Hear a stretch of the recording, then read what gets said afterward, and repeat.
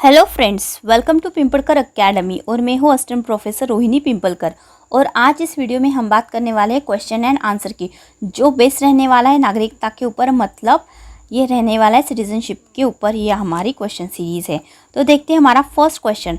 एक नागरिक वह है जिसे राज्य के शासन में कुछ भाग प्राप्त हो और जो राज्य द्वारा प्रदान किए गए सम्मान का उपभोग करता हो। देखिए, नागरिक के बारे में यहाँ पे बताया गया है कि वह शासन के अंदर उसको कुछ भाग प्राप्त होना चाहिए, मतलब कुछ तो भी मिलना चाहिए, और साथ ही साथ में राज्य द्वारा उसे कुछ न कुछ सम्मान भी मिलना चाहिए, मतलब जो उसको पॉलिटिकल राइट्स वगैरह मिलने चाहिए, वोटिंग टू राइट, और वो किसी भी इलेक्शन में पार्टिसिपेट कर सकता है। इस प्रकार के उसे क्या मिलना चाहिए, सम्मान भी मिलना चाहिए। तो इस तरीके की बातें किस विचारक ने कही गई है? तो इसका सही आंसर हो जाएगा ऑप्शन नंबर बी, अरस्तु। देखिए, सबसे पहले सिटीजनशिप की जो कॉन्सेप्ट आई थी, नागरिकता की कॉन्सेप्ट, ये सबसे पहले इसके ऊपर बात की थी अरस्तु ने। जब भी आपको नागरिकता से जुड़ा हुआ कोई भी क्वेश्चन अगर आता है, ओके, तो वो मोस्ट ऑफ द टाइम मतलब पॉसिबिलिटी होती है कि उसका आंसर अरस्तु हो, या फिर और किसी ने कही है। नागरिकता के ऊपर बात की गई थी बाकी के जितने भी हमारे विचारक हैं, मतलब हन्ना आरेंट, या फिर इसमें और कई बातें जुड़ जाती है ग्रामशी की। लेकिन ग्रामशी का जब भी उल्लेख आता है तो उसके साथ में प्रभुत्व वाला जो कॉन्सेप्ट है वो उसमें ऐड हो जाएगा। तो अगर बेसिक अगर पूछता है तो हमेशा से आंसर क्या हो जाएगा आपका, अरस्तु, मतलब एरिस्टोटल। नेक्स्ट है, नागरिक बनने के लिए निम्न में से किस शर्त का पूरा किया जाना आवश्यक है? मतलब कौन सी ऐसी बेसिक चीज़ें हैं जो हर एक नागरिक बनने के लिए आवश्यक होती है? नेक्स्ट, तो इसका आंसर हो जाएगा, देखिए, ऐसे जब आपको क्वेश्चन आते हैं जिसमें ऑप्शन में आपको लिखा हुआ होगा उपयुक्त सभी, तो ऐसे केस में आपको हर एक ऑप्शन को बहुत ही अच्छे से पढ़ना है। ओके, सो ए है ऑप्शन हमारा, राज्य की सदस्यता। जी हाँ, आपको उस राज्य की सिटीजनशिप मिलनी चाहिए, तब आप राज्य के नागरिक होते हो। ओके, नेक्स्ट क्या बोल रही है, राज्य के प्रति भक्ति, मतलब आपने उस राज्य के प्रति कोई भी अनुचित कार्य नहीं करना चाहिए, मतलब टेररिज्म के अंदर पार्टिसिपेट नहीं करना, इस तरीके की बात इसमें आती है। तो ये भी बराबर जा रहा है। जब भी दो ऑप्शन बराबर जाते हैं तो ऑब्वियसली आंसर क्या होने हो सकता है, होता ही है, वो है डी, मतलब उपयुक्त में से सभी। लेकिन फिर भी हम सी ऑप्शन को पढ़ लेते हैं। राज्य द्वारा सामाजिक और राजनीतिक अधिकार प्रदान करना, मतलब राज्य भी उसको क्या देंगे, अधिकार देंगे, किसे, सामाजिक और राजनीतिक। तो इसका आंसर हो जाएगा ऑप्शन नंबर डी, उपयुक्त में से सभी। ओके, नेक्स्ट है हमारा क्वेश्चन, निम्नलिखित में से कौन सा कथन असत्य है? देखिए, यहाँ पे असत्य मतलब रॉन्ग पूछा गया है। देखिए, जब भी आप क्वेश्चन के आंसर सॉल्व करते हैं तो ऑब्वियसली हमेशा से आप राइट को ही, जो भी सही है, जो सही है उसी के बारे में पूछा जाता है। लेकिन जानबूझ के ये बीच में, पहले या एंड में नहीं, बीच में ही ऐसे क्वेश्चन को ये पुट ऑन करते हैं जिससे आप कंफ्यूज होते हो, क्योंकि राइट क्वेश्चन आप सॉल्व करते रहते हो तो आपका माइंड उसी तरीके से वर्क करता है। तो जब भी ऐसा जब क्वेश्चन आएगा तो आपको ऑप्शन में सबसे पहले, अगर आप ऑनलाइन पेपर सॉल्व कर रहे हैं तो पेज के ऊपर क्या करें, ऑप्शन लिख लें, मतलब ए बी सी डी, और जो भी आपको राइट आ रहा है उसके ऊपर राइट करो, और जो रॉन्ग आ रहा है उसके ऊपर रॉन्ग करो, और फिर चेक करो। तो देखते हैं, फर्स्ट हमारा जो ऑप्शन है हमारा ए, नागरिक संबंधित राज्य का निवासी होना चाहिए। ऑब्वियसली, मतलब तभी तो वो नागरिक होगा। तो ये यहाँ तक तो बराबर है, लेकिन दो पार्ट है इसमें। लेकिन विदेशी सामान्यतः उस राज्य में अस्थायी रूप से निवास करता है। अस्थायी मतलब टेम्पररी रहता है, तो ये तो बराबर हो जाएगा। ओके, तो ये मेरा राइट आ रहा है, मुझे क्या चूज करना है, रॉन्ग। नेक्स्ट है, नागरिक अपने राज्य के प्रति पूर्ण राजभक्ति रखता है। बराबर है, नागरिक तो अपने राज्य के प्रति ही वफादार रहेगा, लेकिन विदेशी उस राज्य के प्रति भक्ति रखता है जिसका वह नागरिक होता है। ऑब्वियसली जिस देश का वो निवासी होगा उसी देश के प्रति वो अच्छी अच्छी बातें सोचेगा। ये भी बराबर है, तो ये भी हमारा आंसर नहीं होगा। नेक्स्ट है, नागरिक को उस राज्य की भूमि पर स्थायी रूप से रहने का अधिकार होता है, मतलब जो भी सिटीजन रहेगा वो अपने देश के ऊपर कंपल्सरीली वो रह सकता है, जब तक वो रहना चाहता है, ठीक है। और विदेशी भी उस राज्य की भूमि पर स्थायी रूप से निवास कर सकता है। देखिए, स्थायी रूप से मतलब वो हमेशा के लिए रह सकता है, नागरिक भी रह सकता है और विदेशी भी रह सकता है। ऐसा कभी होता है क्या? अगर वो हमेशा से रहेगा तो उसको विदेशी बोलेंगे क्या? नहीं। तो ये आंसर यहाँ पे रॉन्ग हो जाता है। तो यही हमारा राइट, देखो यहाँ पे भी रॉन्ग, यहाँ पे भी रॉन्ग है, तो यही हमारा राइट आंसर हो जाएगा, ऑप्शन नंबर सी। अब देखिए, यहाँ पे ट्विस्ट को आपको अच्छे से याद रखना है। इसने पहली बात तो असत्य के बारे में पूछा है, रॉन्ग के बारे में पूछा है, और दो ऑप्शन आपको ऐसे सिमिलर दे दिए, इसमें सिर्फ एक वर्ड का क्या है, डिफरेंस है। देखिए, नागरिक संबंधी राज्य का निवासी होता है, ओके, ठीक है। विदेशी सामान्यतः उस राज्य में अस्थायी रूप से निवास करता है, ठीक है। तो यहाँ पे अस्थायी लिखा और यहाँ पे देखो क्या लिखा है, नागरिक को उस राज्य की भूमि पर स्थायी रूप से रहने का अधिकार होता है, ठीक है। ये तो पहली लाइन और ये वाली लाइन बिल्कुल सेम जा रही है।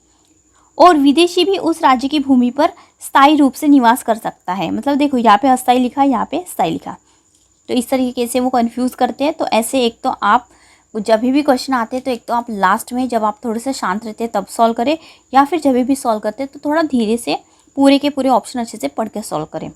नेक्स्ट है हमारा, इंग्लैंड में नागरिकता प्रदान करने संबंधी किस सिद्धांत को मान्यता प्राप्त है। देखिए, इंग्लैंड में नागरिकता दो प्रकार से प्राप्त होती है। एक है रक्त, ऑप्शन नंबर ए, जिसमें लिखा हुआ है रक्त अथवा वंश के सिद्धांत को, ठीक है। ये इसको भी मान्यता प्राप्त है। अगर आपके माता पिता वहाँ के अगर नागरिक है तो आपको ऑब्वियसली नागरिकता मिल जाती है, ठीक है। लेकिन साथ ही साथ में वहाँ पे जन्म स्थान के सिद्धांत को भी माना जाता है। अगर मतलब अगर आपके माता पिता इंडिया के हैं लेकिन वो वहाँ पे काम करने के लिए गए हैं और वहीं पे या फिर किसी भी काम से गए हैं और वहाँ पे अगर आप पैदा होते हो तो ऑब्वियसली आपको सिटीजनशिप मिलती है इंग्लैंड की, ओके। तो ये दोनों भी जो सिद्धांत है वो इंग्लैंड में माने जाते हैं और साथ ही साथ में सेम टू सेम ऐसे ही दोनों सिद्धांत माने जाते हैं अमेरिका में। तो दोनों बात आपको पता होनी चाहिए। तो इसका सही आंसर हो जाएगा ऑप्शन नंबर सी।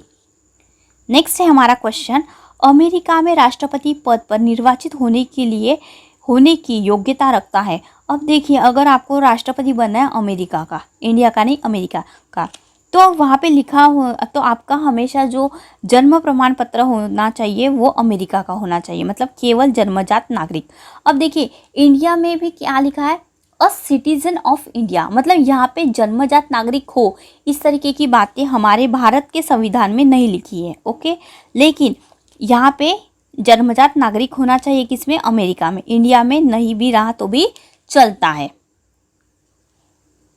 नेक्स्ट है, देशीयकरण के आधार पर नागरिकता प्राप्त के लिए संबंधित व्यक्ति को किस शर्त का पूरा करना आवश्यक है। देखिए, अगर किसी भी देश की अगर नागरिकता आपको चाहिए होती है तो आपको कौन कौन सी शर्त का पालन करना पड़ता है। देखिए, ऑप्शन में क्या लिखा है, उपयुक्त सभी शर्तें। जब भी उपयुक्त सभी शर्तें या फिर सभी ऑप्शन आपको यहाँ पे राइट अगर होता है, उपयुक्त सभी लिखा आता है, तो आपको सारे के सारे ऑप्शन अच्छे से पढ़ने, ओके। तो ऑप्शन ए कह रहा है अपनी पहले की नागरिकता का परित्याग करना। जी हाँ, देशीकरण मतलब जन्मजात नागरिक तो ये होते नहीं है, बल्कि उनको नागरिकता के लिए एप्लीकेशन करना पड़ता है। तो ऑब्वियसली तो पहले का जो निवासी होगा किसी भी देश का, तो उसको पहले तो वो त्यागना पड़ेगा। नेक्स्ट, तो ये बराबर जा रहा है। नए राज्य में संबंधित राज्य के संविधान या कानून द्वारा निर्धारित अवधि तक निवास करना अनिवार्य होता है। देखिए, ये भी इसका बराबर आंसर है, क्योंकि अगर वो वहाँ पे रहेगा according to the law, rule and regulation को वो अगर फॉलो करेगा तभी वो वहाँ का नागरिक हो सकता है। तो ये भी बराबर है। सी है, नए राज्य के प्रति राजभक्ति और निष्ठा की शपथ लेना। तो ये भी बराबर है। तो इसका सही आंसर हो जाएगा उपयुक्त में से सभी, मतलब ऑप्शन नंबर डी। इसका अगर आपको जो भी एग्जाम्पल है अगर याद रखना है तो अदनान सामी हमारे इंडिया में उनको सिटीजनशिप चाहिए थी, तो वो इंडिया में उन्होंने काम तो किया ही किया, लेकिन उसके साथ में उन्होंने क्या किया, यहाँ पे रहे और पूरी की पूरी जो भी प्रोसेस है डॉक्यूमेंटेशन की वो कंप्लीट की और उसके बाद में उनको देशीयकरण के आधार पर नागरिकता मिल गई, ओके। तो ये इस तरीके की पूरी प्रोसेस उनको फॉलो करनी पड़ती है। नेक्स्ट है, निम्नलिखित में से किस आधार पर एक देश की नागरिकता प्राप्त की जा सकती है। देखिए, अगर आपको कहीं भी क्या चाहिए, नागरिकता चाहिए, तो आपको क्या क्या कर सकते हैं आप, निश्चित निवास, मतलब जो भी उनके कानून में लिया हुआ है तो उसके हिसाब से आपको वहाँ पे रहना पड़ेगा उतने सालों तक, ओके। या फिर वहाँ की लड़की या फिर लड़के से आप शादी करके भी वहाँ पे विवाह के द्वारा वहाँ की नागरिकता प्राप्त कर सकते हैं। ऑप्शन नंबर सी, सरकारी सेवा। जी हाँ, अगर आपको गवर्नमेंट जॉब लगती है किसी देश में तो भी आप वहाँ के नागरिक बन सकते हैं। तो इसका सही आंसर हो जाएगा ऑप्शन नंबर डी, इनमें से सभी। मतलब निश्चित निवास से भी, विवाह के द्वारा, या फिर आपकी अगर गवर्नमेंट जॉब लगती है उस देश में तो भी आप उस देश के नागरिक बन सकते हैं। भारतीय संविधान के किस अनुच्छेद में नागरिकता संबंधी व्यवस्था की गई है? तो इसका सही आंसर हो जाएगा ऑप्शन नंबर ए। देखिए, जब भी आप यूजीसी नेट या फिर कोई भी अगर एग्जामिनेशन देते हैं तो हमेशा से याद रखना कि जितने भी भाग हैं ना हमारे संविधान के, वो किसके ऊपर बेस्ड है, उसके सिर्फ आर्टिकल का स्टार्टिंग और एंडिंग पॉइंट देख के आना है और किस भाग में है। तो देखिए, नागरिकता के ऊपर ये सेकंड भाग में है, हमारे संविधान के सेकंड पार्ट में है, 5 से 11 अनुच्छेद, आर्टिकल 5 to 11। तो ये है बेस्ड है नागरिकता से संबंधित। तो option number A is right. Next है, भारतीय संविधान के अनुसार नागरिकता के संबंध में नियम बनाने व उन्हें संचालित करने का अधिकार किसे दिया गया है? देखिए, ये बहुत ही इंपॉर्टेंट क्वेश्चन है और ये हमेशा से क्या हो सकता है, रॉन्ग हो सकता है आपका। तो देखिए, हमारे संविधान के अनुसार नागरिकता की जितनी भी शर्तें वगैरह होती है, नियम बनाने का जो भी अधिकार है, वो संसद के पास में, किसके पास में है, संसद के पास में।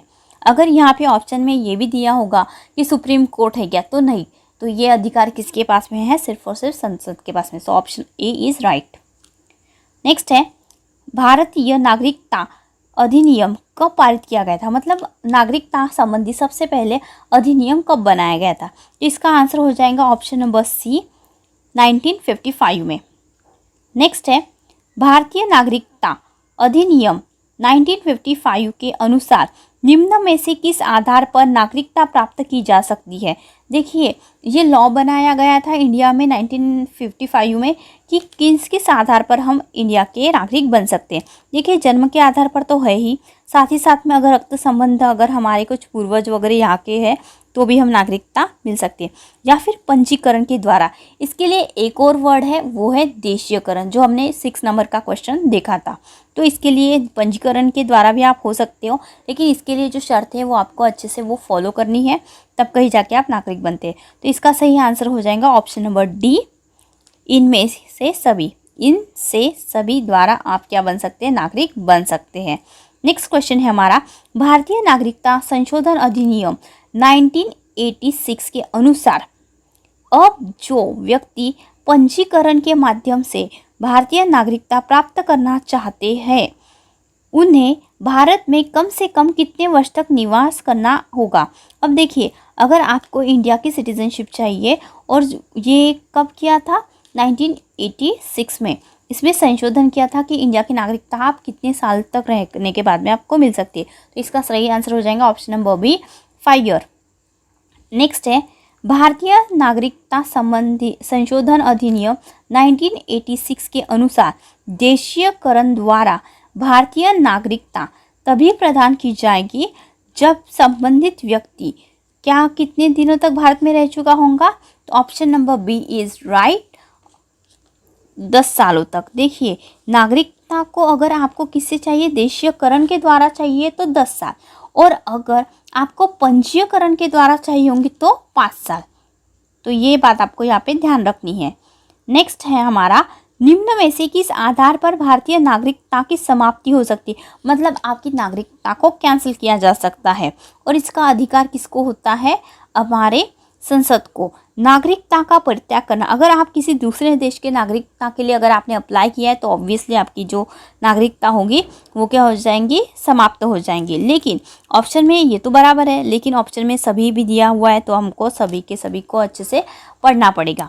नेक्स्ट है, दूसरे देश की नागरिकता स्वीकार करने पर। जी हाँ, अगर हम इस देश को छोड़ के अगर दूसरे देश की अगर नागरिकता स्वीकार कर लेंगे तो क्या हो जाएगा, ये देश से हमारी जो नागरिकता है वो लैप्स हो जाएंगी, मतलब हम भारत के नागरिक नहीं रहेंगे।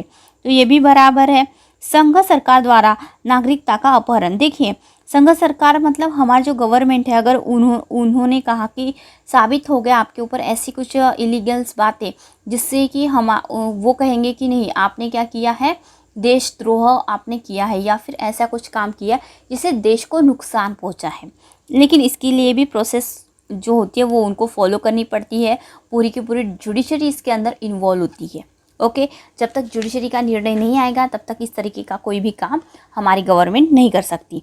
तो इसका सही आंसर हो जाएगा ऑप्शन नंबर डी, उपयुक्त सभी आधार पर भारतीय नागरिकता समाप्त की जा सकती है या फिर हो सकती है। नेक्स्ट है हमारा श्रेष्ठ नागरिक ही श्रेष्ठ राज्य का निर्माण कर सकता है। अंततः राज्य के नागरिक आदर्श होने चाहिए। देखिए, मैंने इसे पहले भी कहा था, जब भी कथन आपको दिया जाता है नागरिकता के ऊपर, ठीक है, या और वो हमेशा से अगर सिंपल डेफिनेशन दे रहा है उसके संबंधित, तो हमेशा से आंसर अरस्तु होने की प्रोबेबिलिटी बढ़ जाती है। वाई? क्योंकि सबसे पहले नागरिकता के बारे में किसने बात की थी? अरस्तु ने, मतलब एरिस्टोटल ने। इसका सही आंसर हो जाएगा option number B is correct. Next है हमारा आदर्श नागरिकता का प्रमुख तत्व। अब देखिए, आदर्श नागरिकता किसी भी व्यक्ति को कब कहा जाएगा या फिर आदर्श नागरिक क्या होता है? जन कल्याण से प्रेरित अंतःकरण। अब देखिए, वो बहुत ज़्यादा अच्छे से सोशल वर्क करने वाला होना चाहिए। नेक्स्ट है सच्चरित्र, मतलब उसका चरित्र भी अच्छा होना चाहिए, तो ये भी बराबर है। नेक्स्ट है विचार की उदारता, मतलब ऐसा नहीं कि वो खुद के बारे में सोचे, खुद के मतलब राइट के बारे में सोचे। मतलब जब भी अगर किसी भी नागरिक को राइट तो मिलता ही है, लेकिन उसके साथ में उस राइट के साथ में उन्होंने क्या करना चाहिए कि बाकी लोगों को तकलीफ नहीं देनी चाहिए, अच्छे से रहना चाहिए। तो ये भी उसके विचार भी अच्छे होने चाहिए और वो देश की भलाई के बारे में सोचने वाला चाहिए। ओके, तो इससे ये वाला पॉइंट भी बराबर है, सेकंड भी बराबर है और ए भी पॉइंट बराबर है। जब बराबर आते हैं तो आंसर क्या हो जाएगा? उपयुक्त में से सभी, मतलब ऑप्शन नंबर डी इज उपयुक्त सभी तत्व क्या है? बराबर है। नेक्स्ट है आदर्श नागरिकता के मार्ग में प्रमुख बाधा है। अब देखिए, अगर आपको नागरिक बनना है लेकिन फिर भी कुछ प्रॉब्लम, अगर कुछ ऐसी बातें आपके अंदर होगी तो आप किसी देश के नागरिक नहीं बन सकेंगे। तो ये कॉमन बातें हैं जो नागरिकता से संबंधित हैं। व्यक्तिगत स्वार्थ की प्रबलता, अगर वो खुद की ही भलाई सोचे, चाहे वो दूसरे को नुकसान में क्यों ना डाले, तो इस तरीके की बातें किसी भी राज्य का नागरिक बनने के लिए अच्छी नहीं होती, तो ये बराबर है। नेक्स्ट है अकर्मण्यता, मतलब वो कुछ काम ना करे, कुछ ना करे, ऐसे कोई नागरिक किसी देश के काम के होते क्या? नहीं, तो ये भी बराबर है, ये भी बाधित होते हैं। अज्ञान, मतलब किसी भी देश के अगर नागरिक एजुकेटेड अगर नहीं होंगे तो उस देश का क्या विकास होगा? क्या नहीं, तो इस वजह से ये भी आंसर बराबर है। तो आदर्श नागरिक के मार्ग में प्रमुख बाधा है इनमें से सभी, मतलब अगर ये सारी की सारी बातें किसी भी नागरिक के अंदर होगी तो वो आदर्श नागरिक नहीं बन सकता। तो ये हो जाएगा इसका आंसर सही, मतलब डी ऑप्शन इज राइट। सो अभी के लिए नागरिकता के क्वेश्चन में इतना ही फ्रेंड्स। आगे की और क्वेश्चन हम अपलोड करने वाले हैं, तो और नेक्स्ट हमारे क्वेश्चन रहने वाले शक्ति के ऊपर, ठीक है, पावर के ऊपर हम बात करेंगे। Thank you for watching our YouTube channel Pimpalkar academy and please subscribe